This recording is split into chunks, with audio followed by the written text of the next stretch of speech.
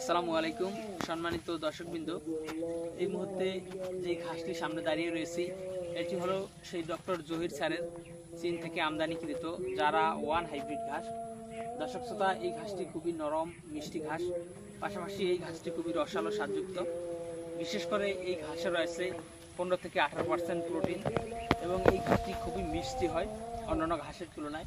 দর্শক শ্রোতা, এই যারা ডক্টর জহির স্যারের এই চারা ঘাস সম্পর্কে আসলে অনেক বেশি কিছু বলার নেই। এর কারণ হলো এই চারা গাছ সম্পর্কে সারা বাংলাদেশের প্রান্তিক খামারিরা জানে যে এই গাছটা খামারের জন্য কতটা উপকারী একটি ঘাস।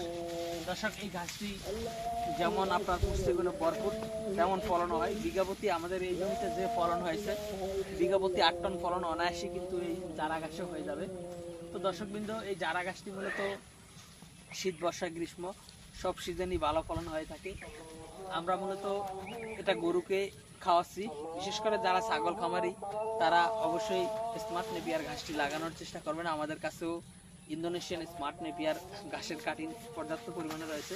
তবে এই চারা গাছটি আমরা বলে থাকি ষাঁড় গরু যারা পালন করবেন, ষাঁড় গরু বা হাড্ডি ষাঁড় গরু বা মহিষের খামার যাদের রয়েছে তারা কিন্তু এই ডক্টর জহির স্যারের চীন থেকে আনা চারা গাছটি লাগাতে পারেন।